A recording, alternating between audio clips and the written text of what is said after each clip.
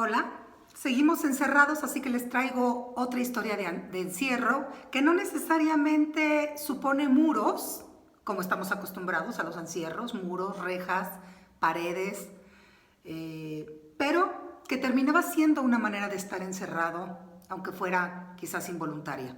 Sí, adivinaron. Les voy a hablar de la vida de los marineros en los barcos de los siglos XVI al XVIII. La única manera de conectar a los continentes era por agua, es decir, por barco.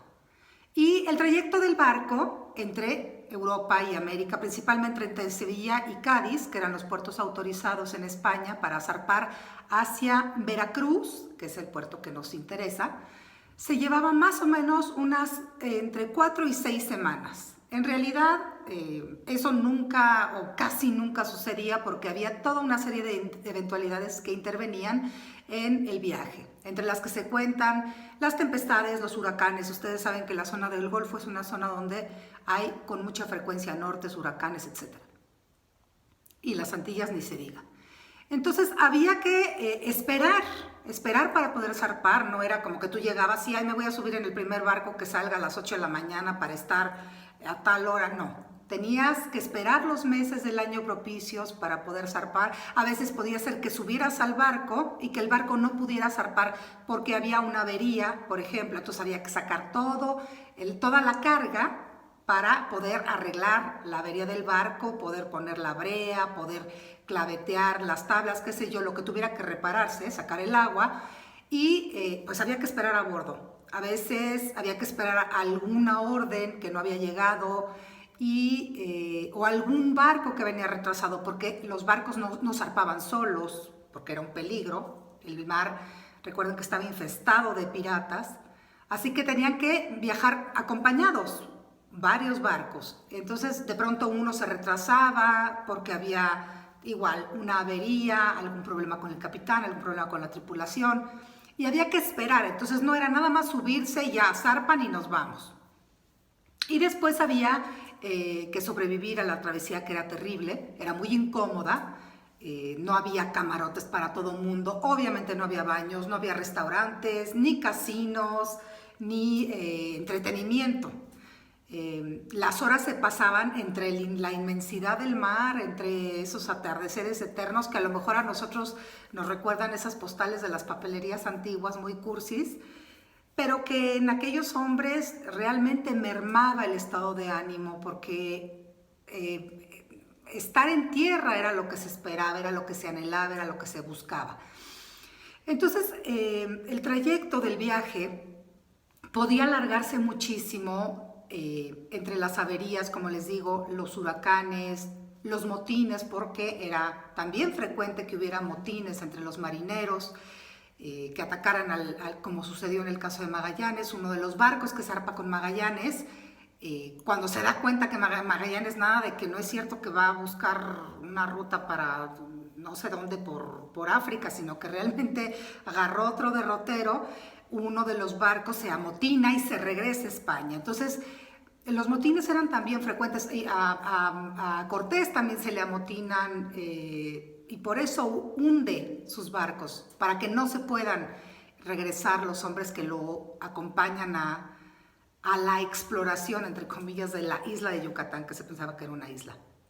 Entonces, los trayectos en barco terminaban siendo una manera de estar encerrado todo el día en un barco que no era especialmente grande. No se imaginen estos barcos de 7 pisos, de estos cruceros que ahora están tan de moda, sino un barco relativamente pequeño, con bodegas, sí, para la comida, para los bastimentos, un camarote para el capitán, y en realidad había que distribuirse en la cubierta de la mejor manera posible, sin estorbar a los marineros que iban y venían con las velas, con las cuerdas.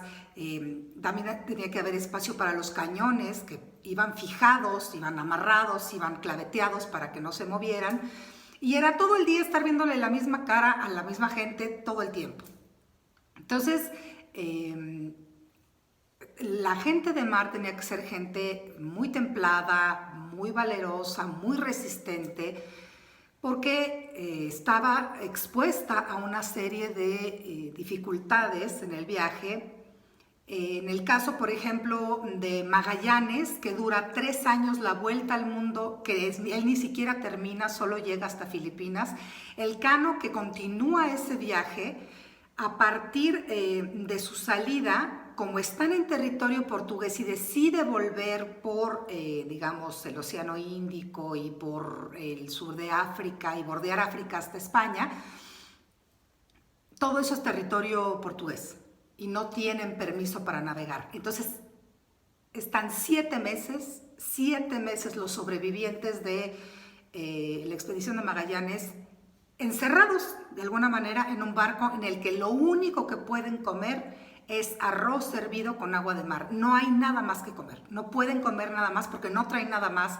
No se quieren acercar, Elcano no se quiere acercar a las orillas a pedir ayuda porque se sabe consciente del peligro que corren, de que pueden ser apresados y además traen un cargamento gigante de clavo, de especias, no de clavo de clavar, ya los conozco. Entonces prefieren no acercarse y así se avientan 7 meses de solo comer arroz servido con agua de mar. Y a la intemperie además, porque cuando hay tormentas y tal, en algún momento tienen que cortar uno de los mástiles porque recuerden que los barcos andaban a vela. Tienen que cortar uno de los mástiles para que el barco pues no se vaya con la tempestad. Entonces están además a la intemperie durante días, cuando llueve no tienen dónde guarecerse. Entonces eran condiciones de vida durísimas que ahora nos puede costar mucho trabajo comprender, pero que con todo y todo lograban una comunicación más o menos fluida entre los continentes. En el caso, por ejemplo, de un inquisidor, el primer inquisidor que mandan a la Ciudad de México, digamos cuando ya se funda el tribunal en 1571, tarda 1 año en llegar a ocupar la plaza. ¿Por qué? Porque zarpan, luego tienen un problema, tienen que detenerse en Canarias, luego llegan a las Antillas, también se tienen que detener otro tanto y después zarpan, es decir, y luego tienen que decir, no nada más es llegar al puerto y desembarcar, a lo mejor llegas al puerto y por un montón de razones no puedes desembarcar porque hay mal tiempo, porque hay piratas acechando, porque no hay personal en tierra que te ayude, es decir, hay una serie de eventualidades que intervienen en estos viajes que terminaban siendo eso, una manera de estar encerrado, nada más que en lugar de muros, lo que había era la inmensidad del mar. Espero que les haya gustado.